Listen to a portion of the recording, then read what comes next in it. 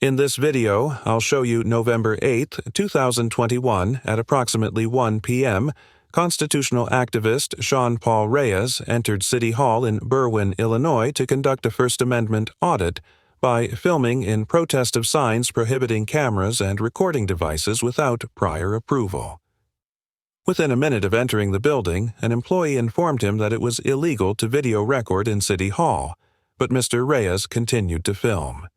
City Administration. Hi, how are you? I'm well, thank you. How can I help you? What office is this? I'm the city administrator. You're the city administrator? I am.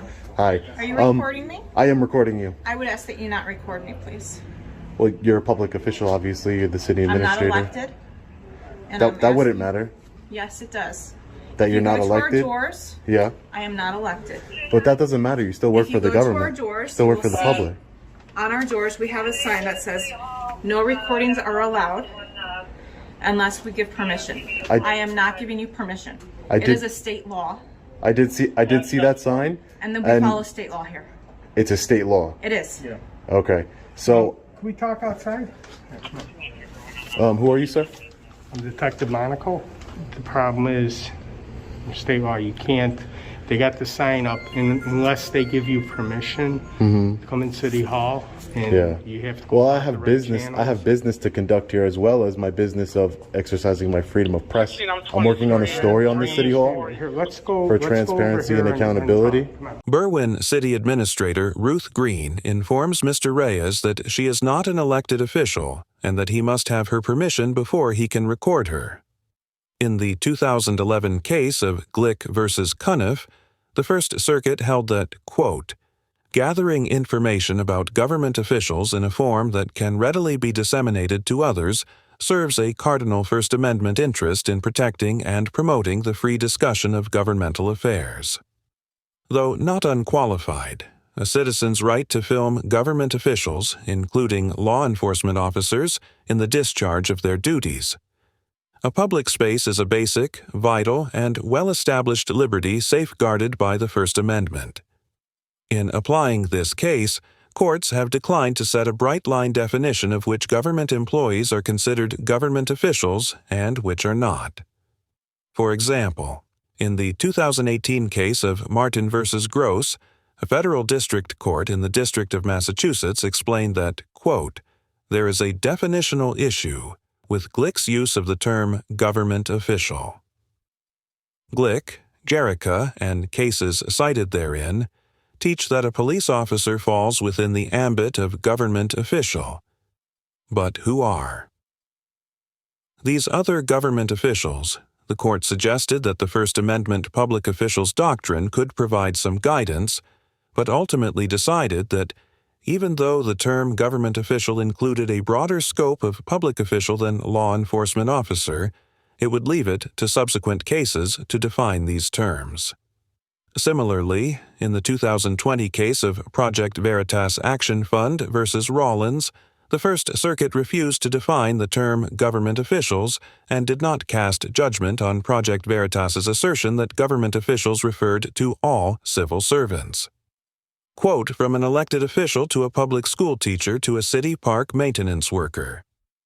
Even though there has been no final decision about the scope of the term government officials, the language in the Glick decision makes it clear that the right to film government officials is not limited to elected officials, as Ms. Green suggested, as it includes law enforcement officers as a type of official that may be filmed. Further, by specifying that individuals have the right to film, quote, government officials including law enforcement officers, the court indicated that the First Amendment protects the right to record. Other government officials as well as police officers. So, it seems likely that a court would conclude that Mr. Reyes's filming of Miss Green was protected by the First Amendment. We don't want you recording upstairs, so we're not going to record upstairs. Okay? But sir, this is open to the public. This is not a restricted area. Can I speak to a supervisor? He's on his way. Right here. Oh, okay, great. Hi, Sarge. How are you? Good, how are you? Do you want to speak to someone? Yeah, I wanted to speak to a supervisor. City Hall supervisor? No, Police well, supervisor? now that because there's police officers here, I'd like to speak to you just so I can have a understanding. Apparently, there's a law against exercising your freedom of press inside of a city hall. So, I mean, what's your purpose? Why are you here? So You my have a pur- business my down pur- there? You just videotape So it? my purpose here, I explained it to the detective and this officer. My purpose here is to, I'm working on a story, freedom of press. I'm exercising my freedom of press rights. Freedom of press rights. I'm an independent journalist, and also I'm conducting business as far as doing a Freedom of Information You got Act. a journalist kind of card or something? A journalist card? No, I didn't make myself one. People have? Hey, Sarge. I want to show you something. Come on. Yeah, can I just get your name real quick? I never got it. What's your name? Oh, I'm not going to give my name, but Why? I just choose not Here's to. my name, Sergeant Volante. Sergeant Volanti? Yeah. Thank you. Well, why won't you give me your name? I just don't have to. Okay. That's all. Trying to be polite. Yeah. No cameras, recording devices without prior approval. Per 720 ILS Article 4. Article 4. Okay. Is that a state statute? ILCS is a state statute. That's a state statute. Yeah. Really, I've been in a bunch of city halls and I've never seen that statute before. Well, we're going to Google it. So Great. All right, great. Appreciated. The signage throughout City Hall indicates that Article 14 of Act 5 of Chapter 720 of the Illinois Compiled Statutes grants the government the authority to ban recording inside the City Hall building. However, this article, which contains statutes that define the crime of eavesdropping, does not apply to Mr. Reyes's actions in any way. Section 2 of Article 14 states in part that, quote, a person commits eavesdropping when he or she knowingly and intentionally uses an eavesdropping device in a surreptitious manner. Manner for the purpose of overhearing, transmitting, or recording all or any part of any private conversation to which he or she is not a party, unless he or she does so with the consent of all of the parties to the private conversation. And Section 1 provides some important definitions that help explain the meaning of the eavesdropping law. Although Mr. Reyes's camera would be considered an eavesdropping device, he was not recording in a surreptitious manner, which Section 1 defines as, quote, obtained or made by stealth or deception, or executed through secrecy or concealment, and he did not. Record a private conversation, which is defined as, quote, any oral communication between two or more persons when one or more of the parties intended the communication to be of a private nature under circumstances reasonably justifying that expectation. Because Mr. Reyes was openly recording in a public place where individuals did not have a reasonable expectation of privacy, he did not violate the eavesdropping statute. And it is unclear why the Berwyn government used this article as a justification for a recording ban that prohibited much more First Amendment acts, seemed activity than just eavesdropping. However, it's important to note that the fact that Illinois eavesdropping laws do not support a ban on recording without consent does not necessarily mean that a court would find this policy to be unconstitutional, especially given the fact that a city hall is generally considered to be a limited public forum.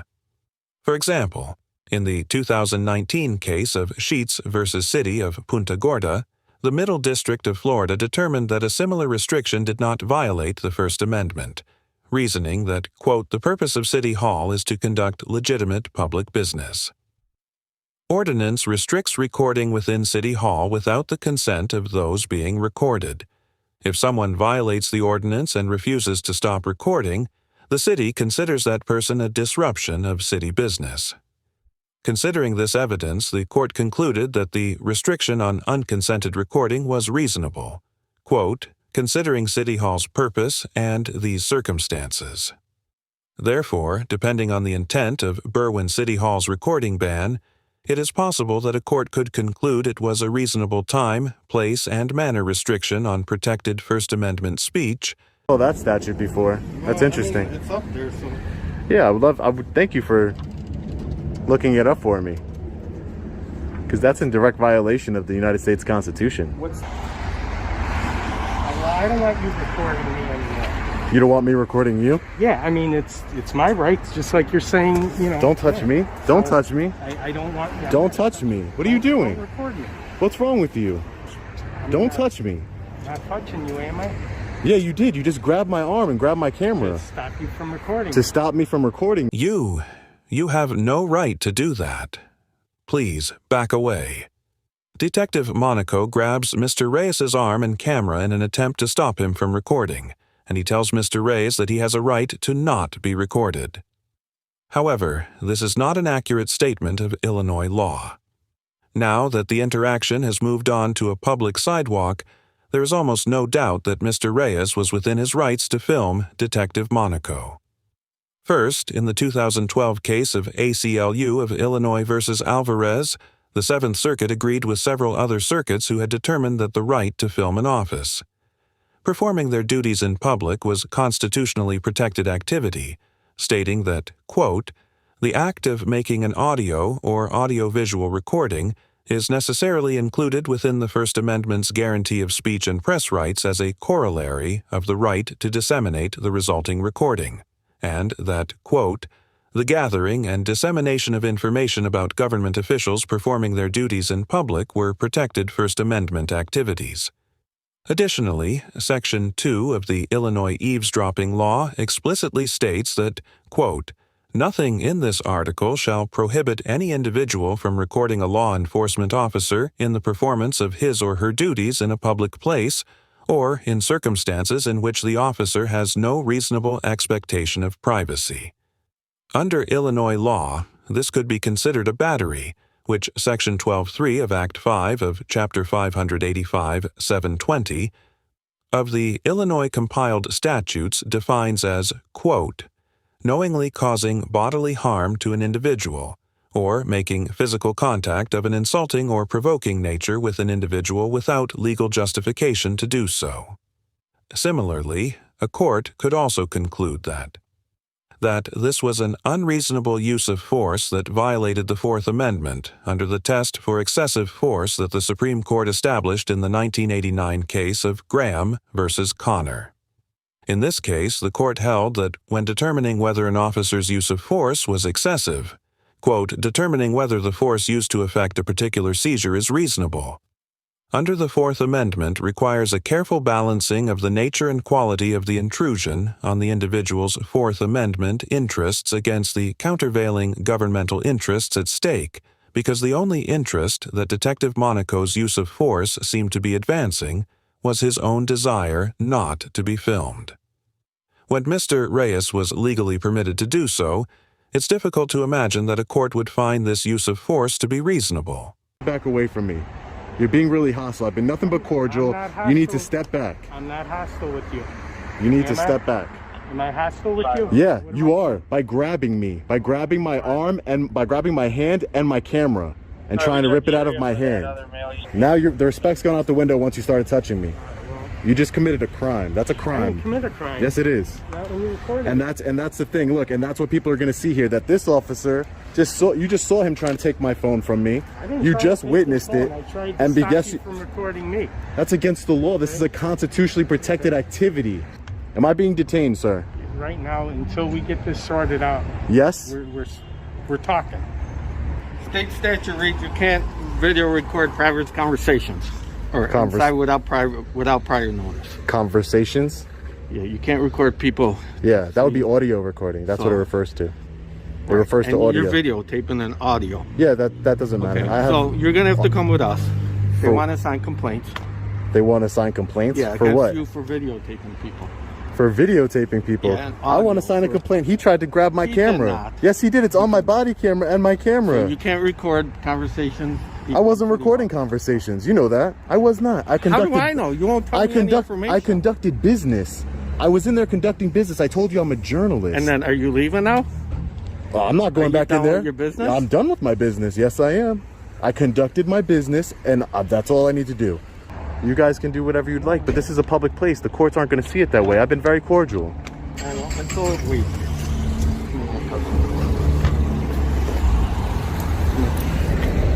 You can keep the phone. Mr. Reyes was arrested for felony eavesdropping. However, at the station, the charge was changed to the misdemeanor offense of disorderly conduct, and Mr. Reyes was released on bond after being held for 5 hours. As of the writing of this episode, the charge against Mr. Reyes is still pending. 2 days after his arrest, Mr. Reyes held a live-streamed protest where Berwyn Mayor Robert Lavero ripped down the signs at the City Hall entrance prohibiting recording and publicly questioned their constitutionality. Mr. Reyes also filed a formal complaint, and he has made it clear that he will be pursuing a federal lawsuit. Overall, Detective Monaco and the other Berwyn public officials get an F for attempting to justify a blanket ban on recording through the use of an irrelevant state statute, displaying a fundamental misunderstanding of both the First and Fourth Amendments, and for escalating a peaceful exercise of rights into an unnecessary arrest. Much of the conflict surrounding this interaction was derived from the no recording signage that incorrectly referenced Illinois eavesdropping statute.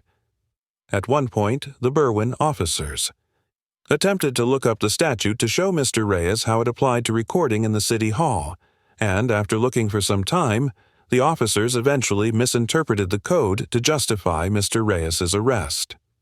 Before arresting Mr. Reyes, Sergeant Volanti spent several minutes consulting with someone on the phone, presumably a senior member of the department or a city representative, and it appears as though he was authorized by someone to make the arrest. Considering that both Sergeant Volanti and Detective Monaco consulted with a superior officer before arresting Mr. Reyes, and the fact that Mr. Reyes was arrested based on a sign that bore no legal merit.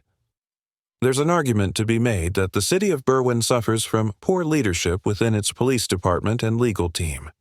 All that said, Mayor Lavero deserves recognition for taking the time to address Mr. Reyes's concerns publicly and for taking down the signs as a gesture of good faith until the city can further clarify its position. It's not often that public officials publicly admit that they may have been wrong, and I commend Mayor Lavero for taking responsibility for his city's mistake. Mr. Reyes gets an A-, because although he could have exercised his right to silence more effectively, he remained calm and collected throughout the encounter, maintained a respectful and professional demeanor, and followed up this interaction with the proper legal action. Although the city of Berwyn failed to properly articulate their ban on recording in the City Hall, there is a strong argument to be made that banning some forms of video recording inside of certain public buildings is constitutional, and courts have routinely accepted the notion that expressive speech is not protected when it disrupts the intended use of public facilities. All that said, it appears as though Mr. Reyes's entire purpose for entering the Berwyn City Hall was to protest that very concept and advocate for judicial reform regarding First Amendment protections inside of public buildings. So it's difficult to fault him for intentionally challenging the legitimacy of these rulings. Mr. Reyes is well known for following up his interactions with formal complaints and federal lawsuits, and this arrest could potentially offer him the opportunity to carry his activism over into the courtroom. This interaction is a testament to the notion that First Amendment audits can. Thank you very much for watching the video. Subscribe our channel for next video.